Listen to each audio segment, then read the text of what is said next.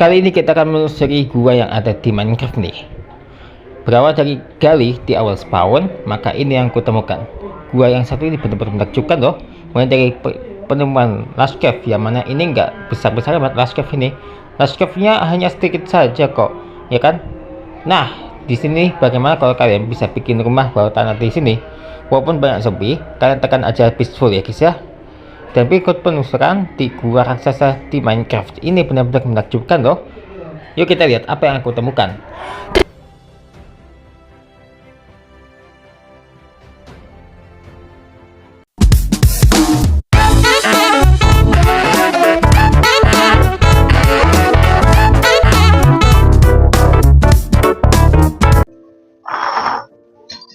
Oke guys, kita baru spawn di jungle.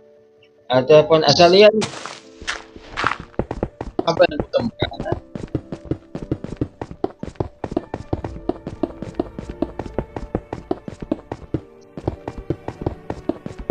Kayaknya lengkap deh. Tahu ya?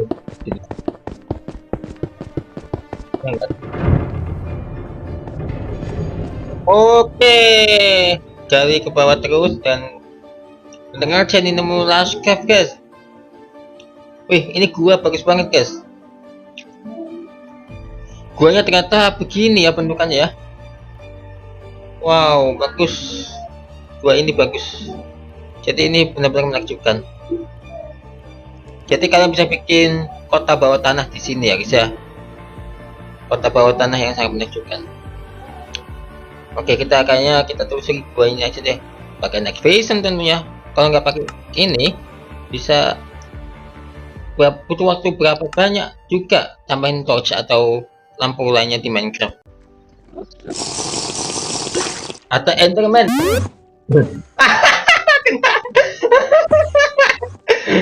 Sudah jatuh tertimpa tangga juga. Oke, jadi ini aku lihat ada spawner yang kebuka ya. Nah ini. Jadi ini kalian bisa tukar jadi rumah atau apa? Maaf ya. Ini ada spawner atau dungeon gitu. Nah, akhirnya kan lebih enak ya guys ya. Ini adalah dungeon. Oke, kita ubah jadi rumah. Kalau mau ya. Cuman terlalu kecil. Kalau mau lebar ya pasang aja blok berapa atau bongkar aja blok ini ke dalam gitu loh. Siapa tahu jadi lebar atau jadi rumah kalian juga kan. Nah, ini kan sebenarnya sih untuk ruang tamu. Tapi kalau kayak untuk bikin kamar tidur, terus gudang, dapur atau kamar mandi atau apa gitu, kalian bisa tambahin lah, mencolok ke dalam gitu.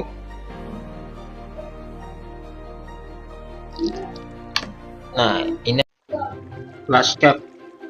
Ini last cave bisa. Wih, lengkap dengan air terjun. Last cave dan air terjun. Tapi ini kan pakai terangan. Tapi coba deh kita gelapin dulu ya, pakai susu ya. Aku tahu kok.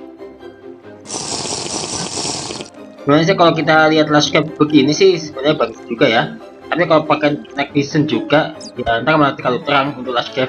Sebenarnya sih ini bagus juga kalau nggak pakai night vision. Ini kan soalnya gelap banget, jadi ini ya dijamin aja. Oke, lanjut pakai ini dulu ya, soalnya. Nah, kalian bisa bikin pemukiman bawah tanah di sini ya. Wih, guanya guys. Ini kalau ini mungkin bagiku kayak langka gitu ya. Langka ya langka. Kalau masih wajar ya wajar. Ini ya. Wih, gokil ya.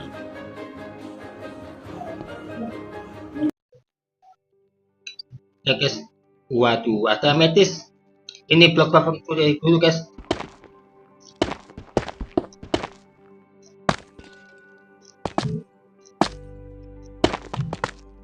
Aduh, ametis judge ini harusnya ada pintu masuknya ya.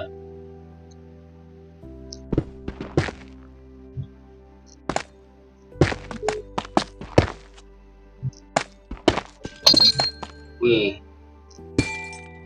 guys dengerin suaranya. Suaranya ini bagus loh guys.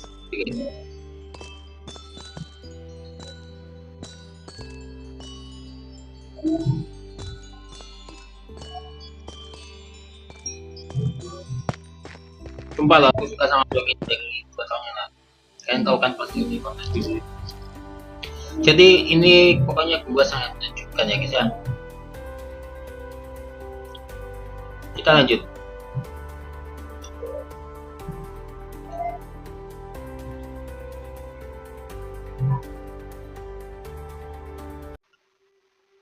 Kebetulan ada kerikil yang melayang guys. Jadi bagiku jatuhin aja. Kalau kalian ya nggak usah juga, tapi kalau aku sih gini aja, ini kan? Mana yang belum runtuh? Nah ini dia, memuaskan loh ini.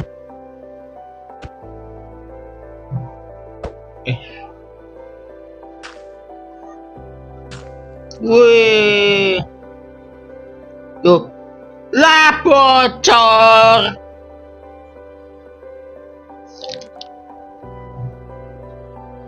Tuh, lihat.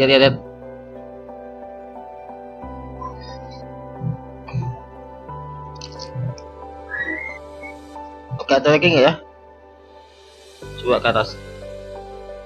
Wih, gede juga nih gua.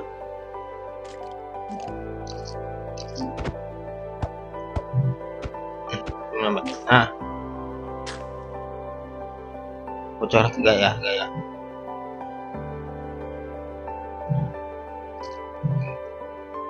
Satu lagi kita jatuhin. Mana ya? Kok nggak ada lagi? Ah itu tuh ketemu. Nah ini. Tapi ini dibongkar.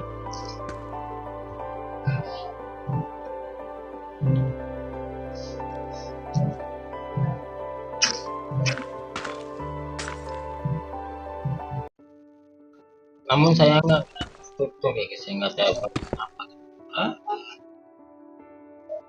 Gak tahunya air. Kita harus menemukan struktur seperti apa. Nah, ada scope lagi. Kita harus nyari struktur sih. Wih, ini udah tumbuh scope sih ya. Jadi ini gua cukup lebar. Jadi kalian bisa bikin rumah ataupun kota bawah tanah di sini ya.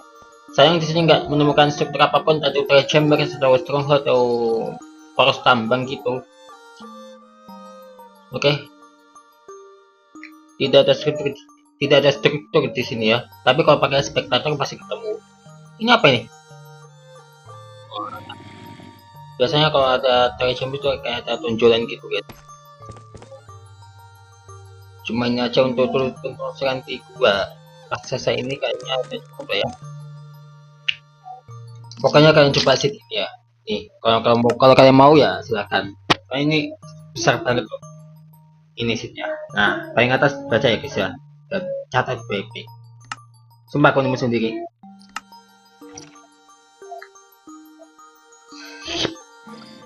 Sampai jumpa di video selanjutnya.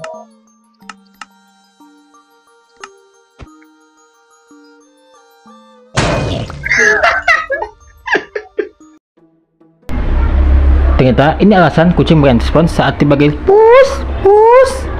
Nah, salah satu trik mudah untuk membuat kucing berpaling kepada kalian adalah memanggil dengan bisikan pus. Mengapa hal tersebut bisa terjadi ya?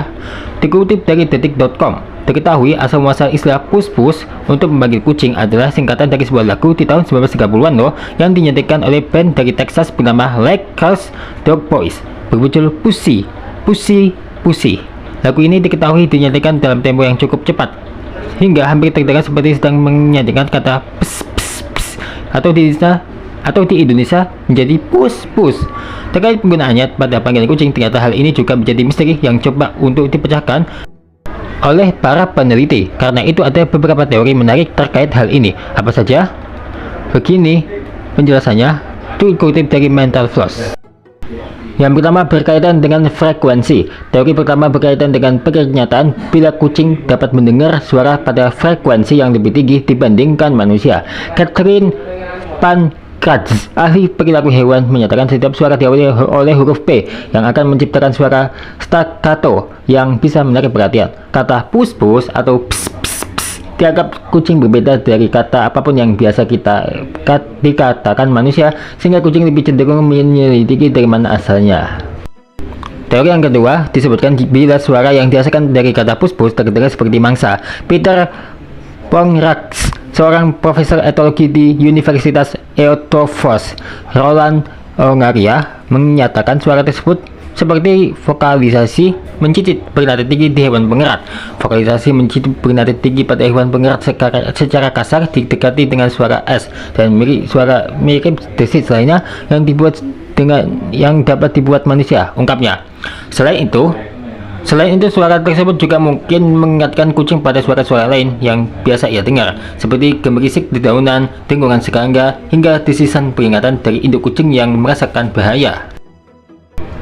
Nah, teori yang terakhir menyatakan kucing bisa merespon panggilan pus-pus karena secara tidak sengaja manusia berlatih hal tersebut. Terlebih bila kamu memiliki peliharaan seekor kucing. Jika kamu cukup sering memberi kucing dengan panggilan tersebut, mereka akan berpikir bila kamu akan memberikan pelukan, camilan, atau sekedar perhatian kepadanya. Cara menyapa kucing tidak hanya panggilan pus-pus, sebab penelitian yang diterbitkan dalam jurnal Animals dengan judul Multimodal Communication in the Human-Cat Relationship, a Pilot Study, melakukan eksperimen cara menyapa kucing. Carote de Mauzon bersama tim peneliti dari Laboratorium Perbandingan Etologi dan Cognition, Paris Nanterre University, mencoba 4 skenario dalam berinteraksi dengan kucing. Keempatnya yaitu, yang pertama, memanggil kucing hanya dengan suara, membuat gerakan ke arah kucing tapi tanpa suara, menggunakan suara dan gestur ke arah kucing, dan hanya duduk diam tanpa suara dan gerak tubuh. Skenario yang terakhir ini hanya sebagai kontrol studi. Hasilnya, peneliti lebih sering didekati karena mereka membuat gestur sekaligus mengeluarkan suara ke arah kucing. Namun kucing merespon lebih cepat jika peneliti hanya mengeluarkan isyarat visual dibanding audio yang dinilai hasil tidak terduga. Jadi tidak tahu kan gimana asal-usulnya kata pus-pus? Ternyata ada teorinya juga nih.